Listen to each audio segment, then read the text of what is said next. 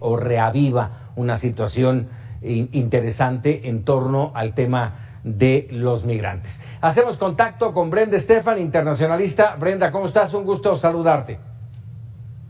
Paco, muy buenas noches, un gusto estar en tu noticiero. Muchas gracias. Hay tensión, lo platicamos hace un momento con nuestra compañera de EFE allá en China. Hay tensión en el mundo por este momento turbulento, esta visita por muchos considerada innecesaria o inoportuna de Nancy Pelosi, la presidenta de la Cámara de Representantes de los Estados Unidos, y que la lleva a confrontarse con China. Así es un momento álgido, hay una enorme cólera en el Partido Comunista Chino que en las últimas semanas multiplicó las advertencias de cara a esta visita, diciendo que no se quedaría de brazos cruzados, que esta era una línea roja que el gobierno estadounidense no debía cruzar.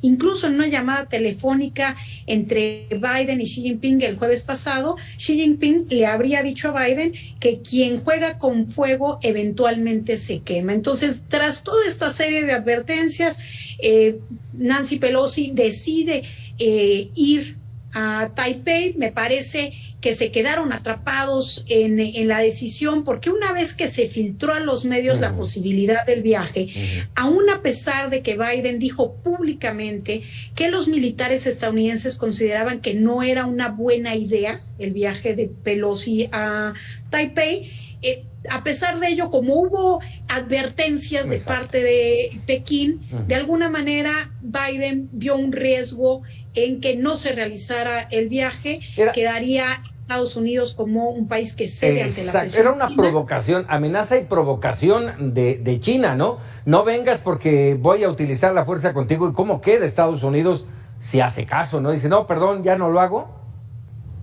Y ahora, exactamente, ya no tuvieron, digamos, mucha otra opción, pero ahora, ¿cómo queda China si no hace algo mayor? De manera que estamos viendo, desde luego, una demostración de músculo desde el día de hoy en términos militares, el lanzamiento de algunos misiles, pero sobre todo el anuncio de que del próximo jueves al domingo habrá una serie de ejercicios militares que incluyen fuego real y lanzamientos de misiles en torno a Taiwán, e incluso se habla de operaciones militares pues estratégicas, seleccionadas, que seguramente serán algo tipo un ataque a los islotes propiedad de Taiwán cercanos a China, pero no un enfrentamiento directo por ahora, digamos, entre China y Taiwán.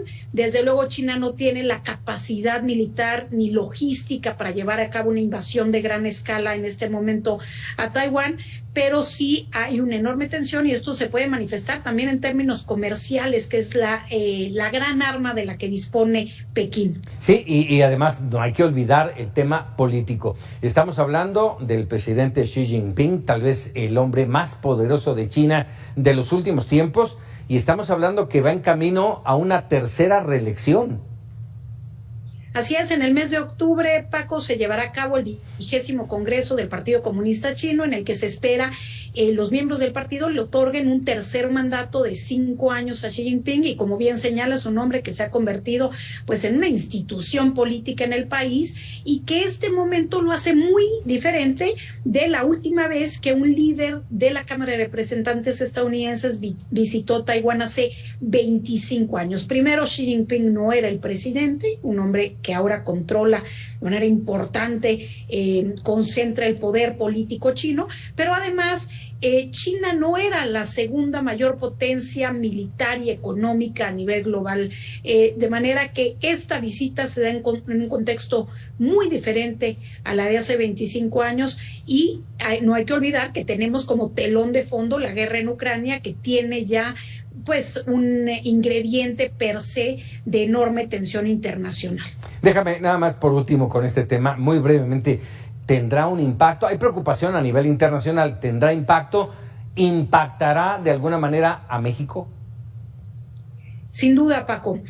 Justamente hace unos minutos leía yo un reporte que la empresa es el gigante de la producción de baterías para vehículos eléctricos, la empresa china CATL, ha decidido frenar una posible inversión millonaria en nuestro país, en los estados que hacen frontera al norte de nuestro país, y ha decidido frenarla dadas las tensiones actuales entre China y Estados Unidos. Y me parece que ese no será un caso aislado. Desde luego, si se llega a una crisis en el estrecho de Taiwán, esto podría ser muy complicado para la economía global, porque por este estrecho transita una gran parte del comercio marítimo, y recordemos que el comercio marítimo es el 90% del comercio a nivel global, de manera que las ya de por sí lastimadas cadenas de suministro por la guerra y la pandemia se verían aún más afectadas. Totalmente de acuerdo. Déjame cambiar de tema. Me gustaría conocer tu punto de vista como analista internacional.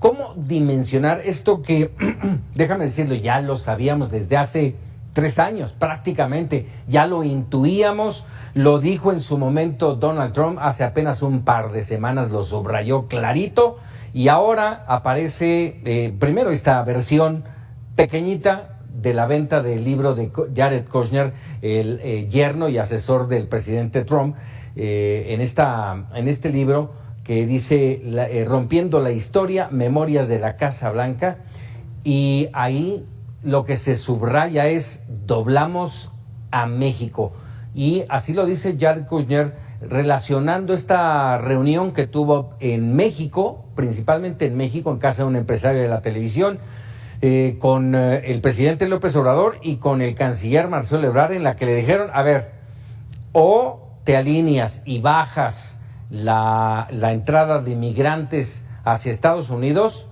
o te va a doler, o si los detienes vas a tener un espléndido socio en Estados Unidos. ¿Cómo ver todo esto? Así es, Paco, tú y yo lo hemos comentado en algunos espacios. Para el gobierno de Donald Trump la prioridad era migración, migración y migración en la relación con México.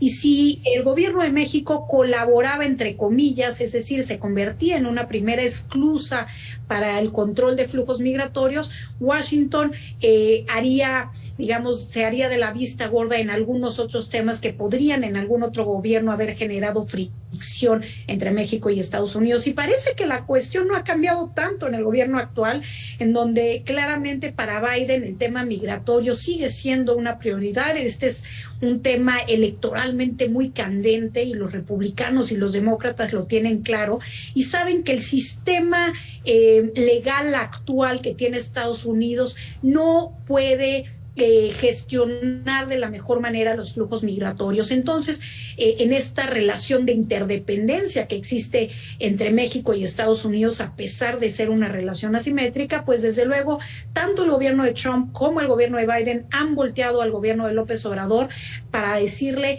necesitamos que se hace ese control de flujos migratorios, y a cambio de ello han ofrecido otras cosas. Desde luego, ya sabíamos que había sucedido, pero el detalle que da en este adelanto del libro de Kushner, el yerno de Trump, pues sí es inquietante ver incluso el tipo de bromas que le dijo Trump al secretario Ebrard en la Casa Blanca, sobre la posible invasión a México, y el tema desde luego de cómo fue un toma y daca, como se dice comúnmente, te doy esto a cambio del otro.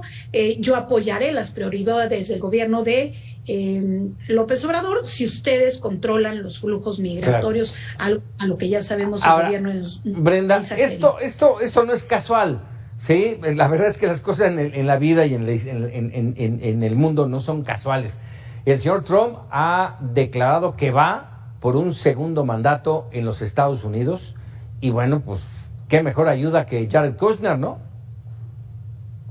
Sí, yo creo que los tiempos electorales en Estados Unidos están marcando la toma de decisiones de Biden, de Trump, de la misma Pelosi. Estamos a meses de las elecciones intermedias del mes de noviembre, en donde desde luego los demócratas y los republicanos están mostrando su músculo. Empezaron ya las internas del Partido Republicano todos los martes. Hoy hubo elección digamos, interna del Partido Republicano, y ya están los candidatos, digamos, apoyados por Donald Trump dando la batalla, y este tipo de declaraciones o de filtraciones, desde luego, tienen también una intención política dentro del contexto estadounidense, de la misma manera que lo tiene el tema de ayer del asesinato de al-Zawahiri, el líder de Al-Qaeda, el tema de hoy de la visita de Pelosi a Taiwán, digamos, son temas internacionales, pero todos estos con una óptica local, esto que se ha dado en llamar interméstico por la importancia que tiene en el ámbito internacional, al mismo tiempo que lo tiene también en el ámbito doméstico.